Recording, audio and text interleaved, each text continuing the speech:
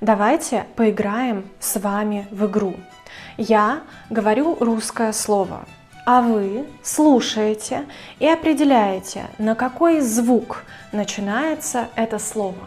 На звонкий звук или на глухой звук. Готовы? Первое слово. Бок. Б. Звонкий звук. Следующее слово.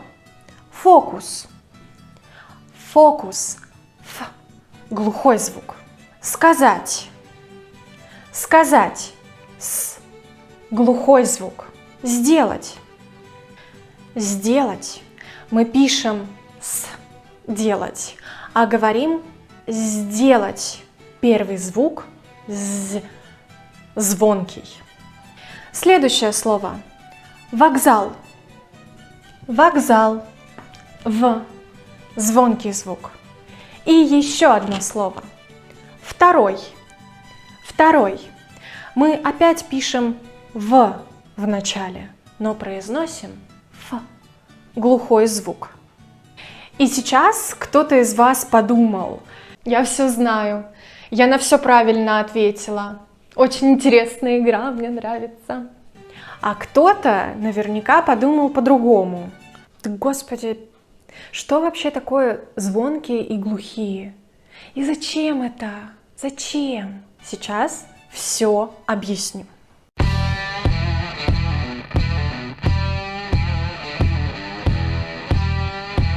Привет-привет! Меня зовут Мария, и вы на канале Sound Like a Russian, на канале о русском произношении. Немного цифр для начала. В русском алфавите 33 знака. 21 из них – это буквы, которые обозначают согласные звуки. Вот они, все перед вами. Давайте выберем вместе только звонкие согласные звуки. Я напоминаю вам, что звонкий согласный звук – это звук, который дает вам ощущение вибрации вот здесь, когда вы его произносите. Например, звук Б. Б. Он звонкий. И у него есть пара. Глухой звук, который делается в том же месте, точно так же, но без голоса, без вибрации. Чтобы найти пару к звонкому звуку, есть один секретик. Я вам сейчас о нем расскажу. Давайте возьмем какое-нибудь слово, которое начинается на «б». Ну, например, бабушка.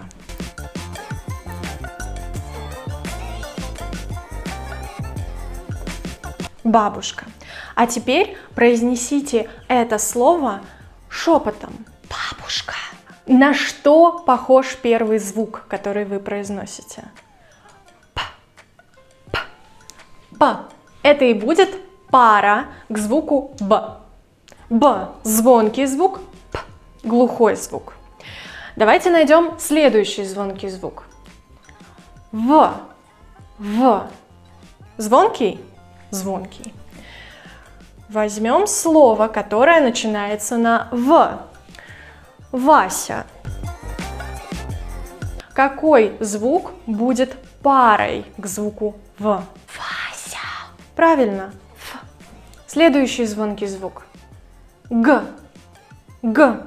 Г. Мне приходит в голову слово грибы. Грибы. Какой звук в начале? Звук К. Он глухой. Следующий звонкий звук – это Д. Д, Д, Д. Ну, возьмем слово «да». Если произнести его шепотом, то вы услышите звук Т. Да. Следующий звонкий – это Ж. Ж. Ж. Давайте возьмем слово «жизнь». Жизнь. Жизнь. Первый звук – это Ш. Еще один звонкий звук – это З. Завтра произнесем шепотом. Какой парный глухой звук вы найдете? Завтра.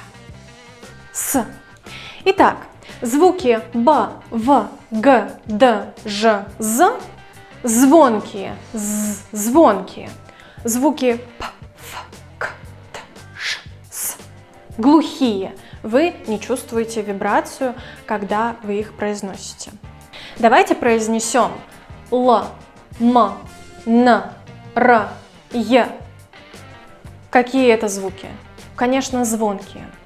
Интересно, что говорят, что у этих звуков нет глухой пары. То есть нет возможности произнести глухо, без голоса эти звуки. А вот звуки Х, Ц, Ч, Щ всегда глухие, и у них нет звонкой пары. Но давайте послушаем, что нам говорит живой русский язык об этом. Правда ли, что у этих звуков нет глухой или звонкой пары? Нет, стоп. А как же дрожжи, например? И в самом деле, носители русского языка часто произносят слово, которое вы видите сейчас на экране, как дрожжи.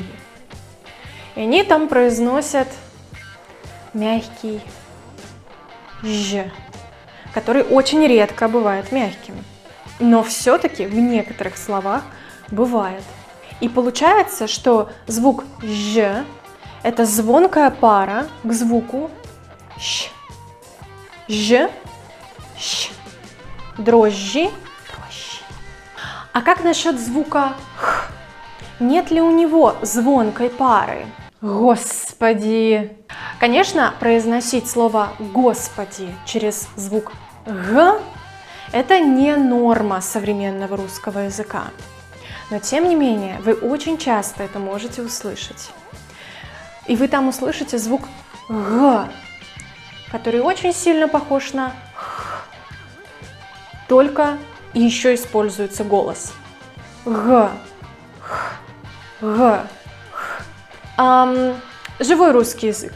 Скажи-ка, а что насчет звука «й»? Об этом, кстати, я уже говорила в одном из своих видео.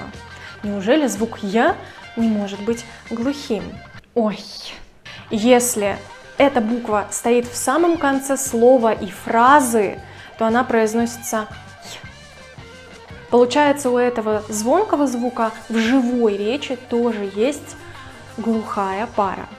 А что там вот с этим звуком, со звуком «р»? Ну, мы не говорим «парк», например. Парк.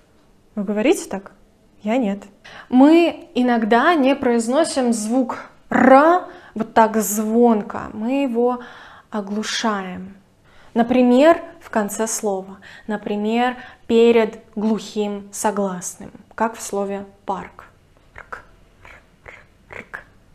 Носителям китайского и японского языка, например, особенно трудно слышать разницу между глухими и звонкими звуками русского языка. И я их понимаю, ведь когда я произношу даже глухой звук, например, «к», я добавляю голос после этого звука, потому что так меня легче услышать, как будто бы. Для носителей некоторых языков, например, китайского и японского, это непонятно. Они слышат целое созвучие «к» с голосом после этого. И они говорят, ну идет же голос, голос-то есть в этом созвучии. Поэтому очень трудно услышать, что это звук глухой. А в некоторых языках есть полуглухие и полузвонкие звуки, например. И я это понимаю. Но для русского языка это критически важно слышать разницу между глухими и звонкими. Уметь эту разницу воспроизводить и знать, как она работает и где она может пригодиться.